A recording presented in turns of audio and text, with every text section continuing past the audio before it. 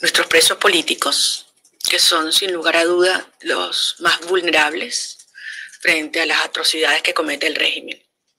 Y que estos sistemas criminales, cuando ya se saben perdidos y la inminencia de su salida, son brutales, brutalmente crueles. De modo que ellos son los que más me preocupan.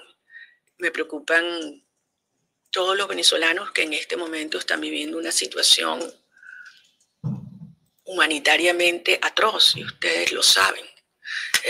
Personas que viven de pensiones que son menos de $1 al mes, maestros que ganan $1 al día, y que evidentemente en la medida que este proceso se extiende están viviendo en circunstancias inhumanas, nuestros pensionados, los enfermos y desde luego los venezolanos que están en el exterior. He tenido oportunidad de compartir con muchos de ellos aquí, Elías, y refiriéndome en lo que significa vivir en cada uno de sus países. Algunos han sido acogidos de manera extraordinaria, en otros están sufriendo algunos casos de rechazo por la cantidad de venezolanos que han ingresado, o incomprensión por lo que significa el exilio. Así que eso es lo que más me preocupa y lo que quiero transmitirles es que buena parte del trabajo que hago hoy es asegurarnos que vamos a estar listos para el día D, la hora H, que lleguemos al poder.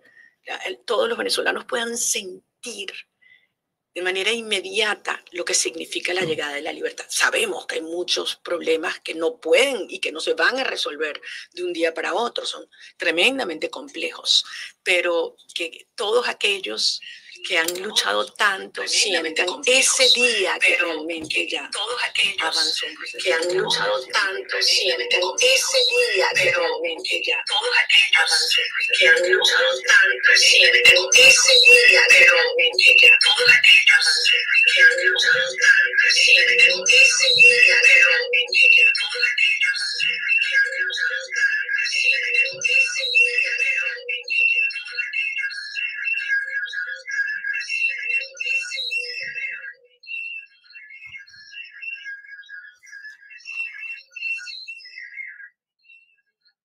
Ya va, que se me hizo feedback.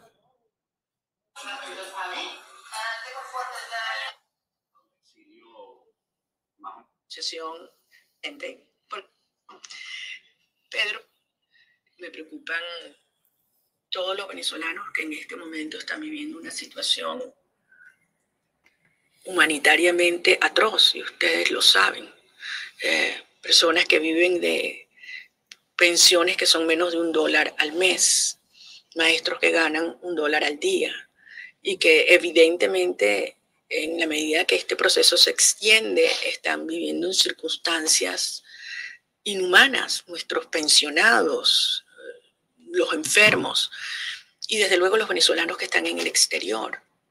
He tenido oportunidad de compartir con muchos de ellos aquí, Elías, y refiriéndome en lo que significa vivir en cada uno de sus países. Algunos han sido acogidos de manera extraordinaria, en otros están sufriendo algunos casos de rechazo por la cantidad de venezolanos que han ingresado, o incomprensión por lo que significa el exilio.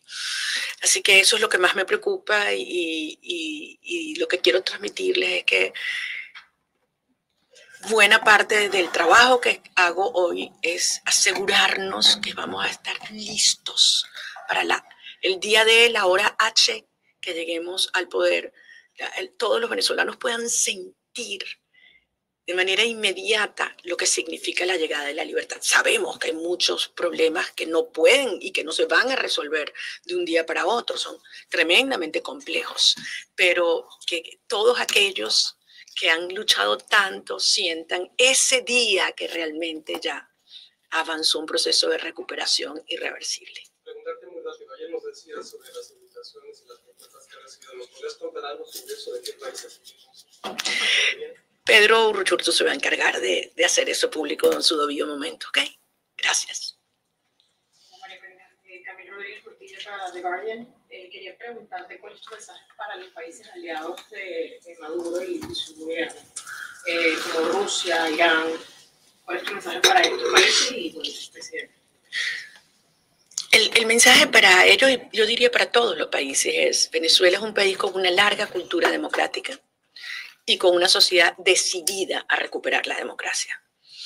Y si bien ha estado ocupada e invadida durante muchos años, y hay regímenes que indebidamente han ocupado espacios no solamente físicos, sino también institucionales en nuestro país, adelantarles que Venezuela va a ser soberana, es decir, todas nuestras instituciones van a estar dirigidas e integradas por personas designadas por quien el pueblo eligió, y que cada una de esas estructuras del crimen que hoy operan en nuestro país van a ser desarticuladas, y el Estado va a ejercer el monopolio de las armas y el respeto de la soberanía nacional hasta el último milímetro de territorio venezolano. Así que aquellos que quieran operar en Venezuela, trabajar o invertir, será siempre bajo el amparo del Estado de Derecho, de una manera absolutamente transparente. Eso es la Venezuela que viene. Gracias.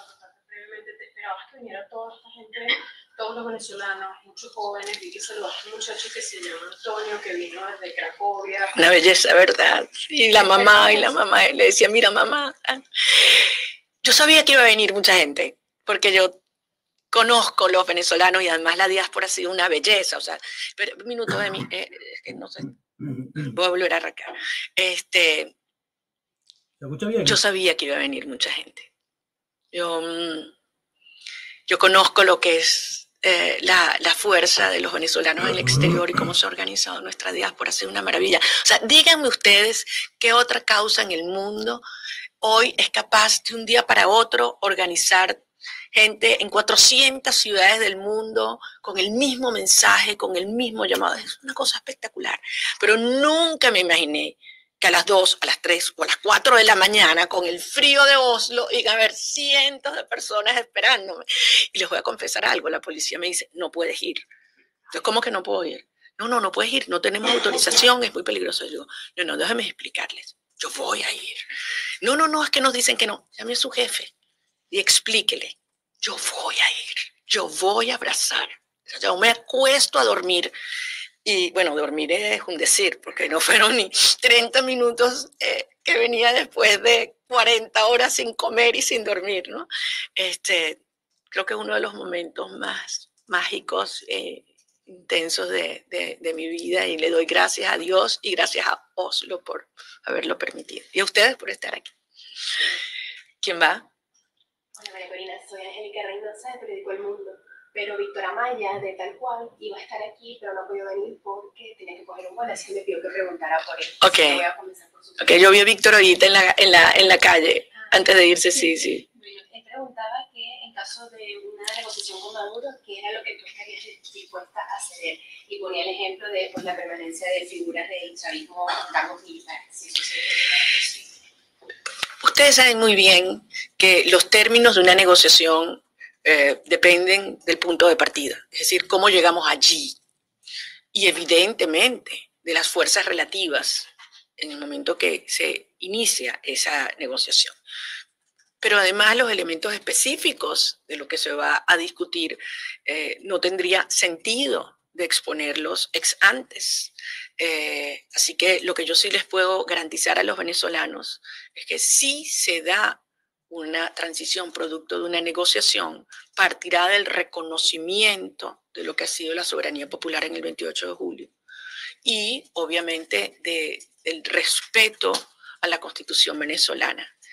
E insisto, obviamente estamos construyendo y hemos expresado los términos del respeto a la justicia e incentivos para que aquellos que quieran colaborar por parte de distintos componentes del régimen tengan los incentivos para hacerlo lo antes posible. Pero mientras más se tarden, la posición que tiene el régimen se deteriora. cada día que pasa. El tiempo está en contra de Nicolás Maduro y del régimen y a favor de la posición de los venezolanos.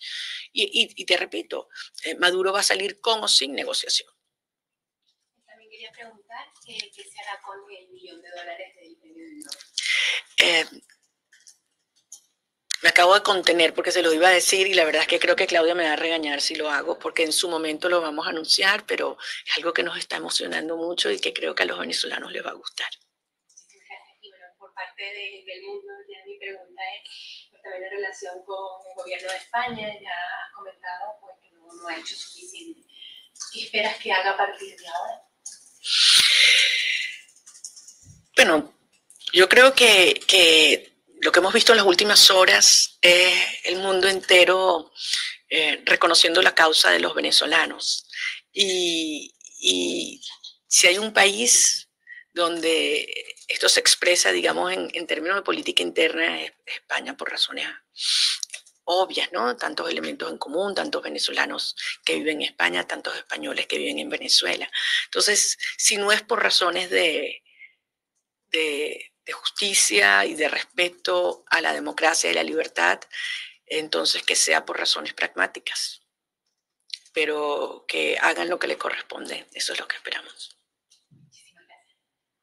No puedo respirar profundo porque sabes que no te iba a preguntar nada. No llegamos a la hora. ¿Qué hora es? 15 minutos. Nos votamos. No tienes 15 minutos, yo salgo.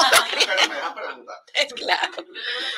Bueno, precisamente a David no deberíamos dejarlo después de todo lo que ha hecho estos últimos días, ¿no? Mentira. Tú sabes. No, mentira. Estoy asustado. María Corina, bueno, encantado de verte por primera vez, de saludarte también. Por primera vez, es la verdad, no nos conocíamos. No nos conocíamos. Luego se me puede dar un abrazo. Un abrazo. Seguro. Sí. Nada, quería preguntarte. Supongo, nos han dicho que eres una mujer muy estructurada, muy metódica, muy planificada, muy trabajadora y manejas varios escenarios distintos de transición. Hasta hace poco pensábamos que la opción de fuerza militar por parte de los Estados Unidos iba a ser decaer. La voluntad de Nicolás Maduro iba a ser la presión, hacer que abandone el poder, pero después de esa llamada de Donald Trump diciendo que, bueno, prefiere negociar con Maduro su salida y que tiene los días contados cuando sabemos las declaraciones que ha hecho. Parece más probable, te pregunto, si parece más probable hoy día que Maduro salga por las buenas a un exilio más o menos beneficioso para él y para su familia. ¿Tú contemplas hoy día esa posibilidad más fuerte que antes? Y la segunda pregunta, si me permites, el día después de la transición. Hay miedo de que haya planes desestabilizadores con violencia para volver al poder, para volver a tomar el poder.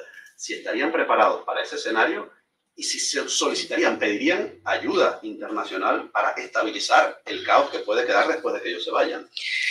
Bueno, empiezo con la primera parte de tu pregunta. Yo respeto a aquellos que en distintas áreas de su trabajo, sea en el sector financiero, empresarial o político, esperan a que se den los acontecimientos y en función de eso actúan. Nuestra práctica ha sido de lo contrario. El futuro se construye. Decidimos qué queremos, diseñamos ese proceso y con base a ello trabajamos muy duro y creamos los incentivos. Y por eso estamos donde estamos. Y fíjense que hoy se han alineado todos los vectores de fuerza en una dirección que nos decían que era absolutamente imposible. O sea, piensen dónde estábamos hace un año, dónde estábamos hace 6 meses, dónde estábamos hace 3 meses. Nadie hubiera creído que hoy es 11 o 12, 12 de diciembre, íbamos a estar en Oslo hablando de cómo nos preparamos para el día después, bien sea por parte de los gobiernos, por parte de los venezolanos o por parte de Maduro. Yo creo que ha quedado muy claro que Venezuela y la crisis, el conflicto venezolano es absolutamente prioritario en materia de seguridad nacional de los Estados Unidos y en materia de seguridad hemisférica. Prioritario, por todas las razones que sabemos y que no creo que no es necesario insistir. De modo que la transición es irreversible. Maduro todavía tiene ciertos grados de libertad y como decía antes, algunos se preguntan si todo depende de él o si hay otras fuerzas que le impiden adoptar la decisión que más le conviene a él. Sobre eso no voy a especular. Lo que sí les quiero decir es que la transición viene y, como la segunda parte de tu pregunta planteaba, donde estamos fundamentalmente concentrados es cómo podemos asegurar que sea una transición ordenada, pacífica, y donde los resultados de la reconstrucción del país se sientan lo más pronto posible para los venezolanos. No subestimamos la complejidad del momento, no solamente por las razones a las que tú haces referencia, sino, déjenme ponerles unos ejemplos muy breves. Nadie tiene la menor idea cuáles son las reservas financieras de Venezuela. Nadie tiene la menor idea. No sabemos cómo está el oro, cómo está la deuda, no sabemos cuáles son los ingresos, cómo son los egresos. Imagínense empezar a tomar el control del Estado sin esa información precisa. El estado de los servicios públicos en Venezuela, suministro de energía, el suministro de agua, el suministro de combustible, enormes dudas sobre la necesidad además de fortalecerlos para lo que va a ser el incremento de la demanda tan pronto el país se libere. Vamos al tema del suministro de alimentos y la situación crítica que están viviendo los venezolanos en la posición que están en el sector más vulnerable. ¿Cómo garantizar que se mantiene el suministro de alimentos desde el día 1 y de que eso no es interrumpido o debilitado, sino por el contrario, que podemos tener apoyos externos hasta que Venezuela puede reactivar toda su capacidad productiva interna? Y finalmente el tema de seguridad al que tú haces referencia, que si bien todos estamos conscientes de los vínculos muy cercanos que tiene el régimen con grupos criminales y armados, bien sea de la guerrilla o de colectivos, etc. La realidad es que yo tengo hoy en día confianza de que la inmensa mayoría de las Fuerzas Armadas venezolanas y de las policías venezolanas van, en el instante que inicie la transición, van a acatar órdenes, lineamientos, instrucciones de los superiores que serán designados por la autoridad civil debidamente electa por los venezolanos. ¿Cómo va a ser ese proceso?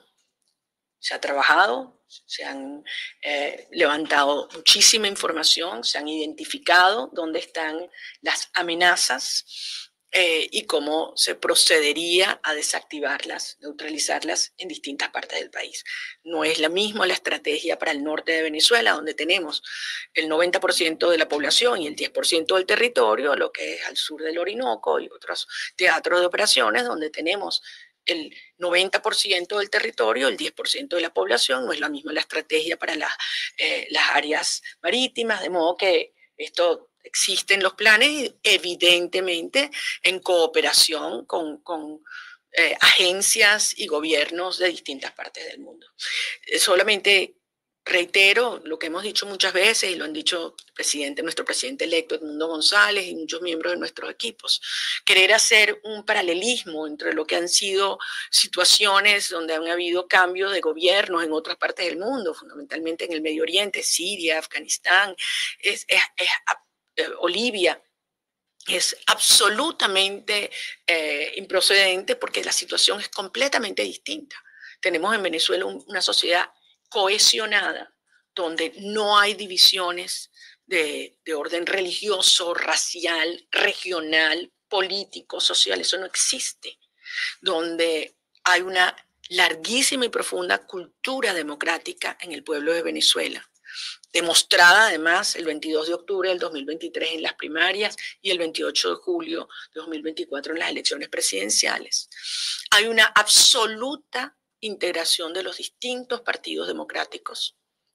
Yo trabajo con ellos. Ustedes vieron a muchos de sus representantes presentes aquí en Oslo. Tenemos una dinámica y continua comunicación y planificación. La represión, si algo ha logrado, unirnos aún más. Y tenemos un gobierno electo y legítimo. De modo que son situaciones totalmente diferentes y yo tengo la convicción de que la garantía y la clave de que esa transición sea ordenada es precisamente los venezolanos. ¿Ustedes se imaginan lo que nos ha costado lograr esto? ¿Qué creen ustedes que va a pasar ese día en Venezuela? De verdad, de verdad. ¿Cómo se imaginan la reacción de los venezolanos? No solamente una fiesta en Venezuela, una fiesta global.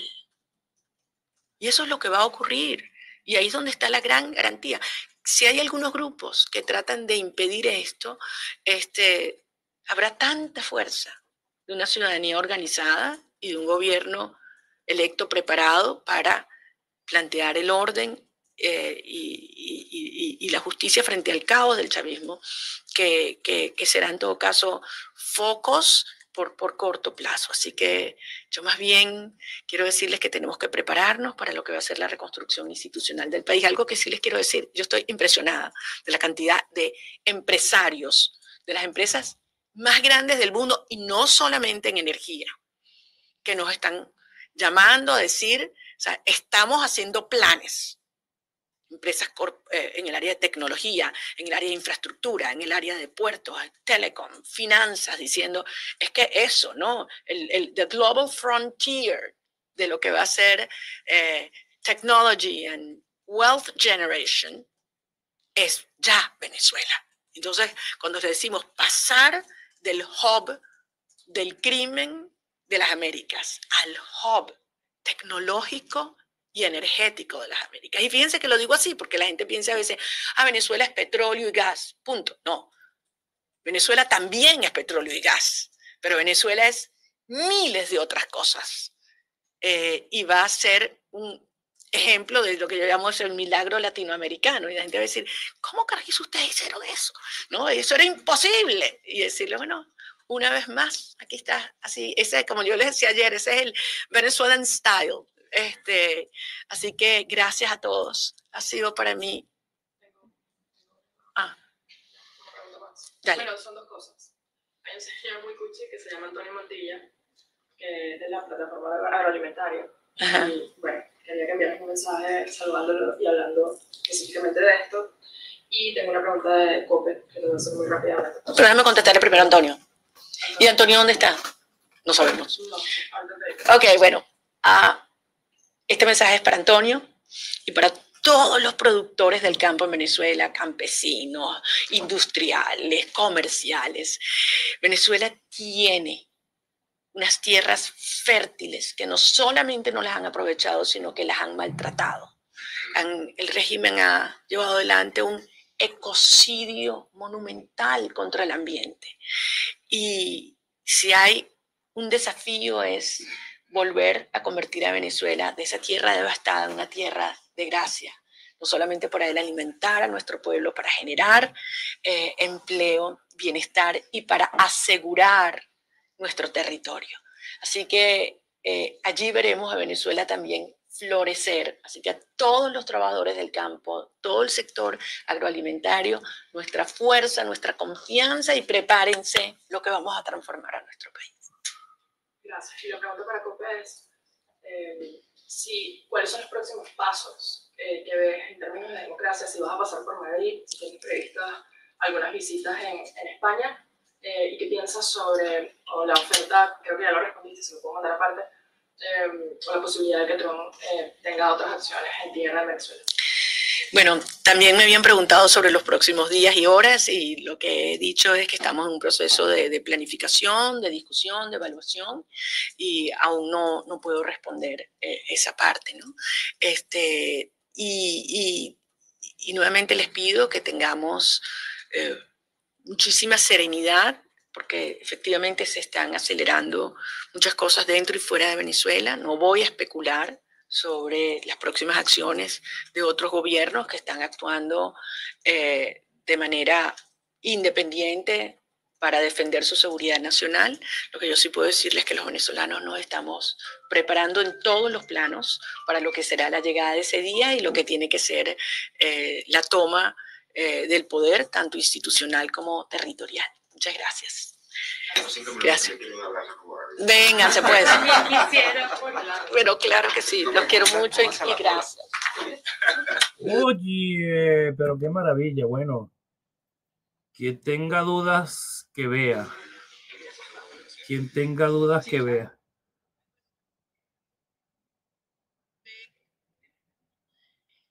Quien tenga dudas, que oiga. Más claro no canta un gallo.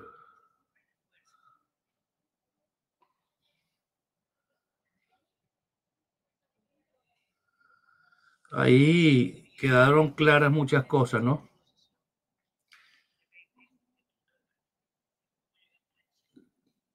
Quedaron despejadas muchas dudas que tenía la gente de repente con respecto a lo que se estaba